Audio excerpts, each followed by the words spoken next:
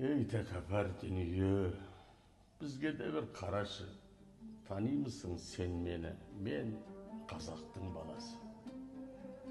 Қазақ өнеріндегі ең күрделісі, толғаулысы, сырлысы ол күй өнері. Қазақтың қасиеті мен ұяты ол тек қана күйінде ғана қалды. Ақылдының сөзіндей ойлы күйді тыңдағанда көңілдің өсері бар. Күйді мың адам тыңдайды, бір адам ұғады.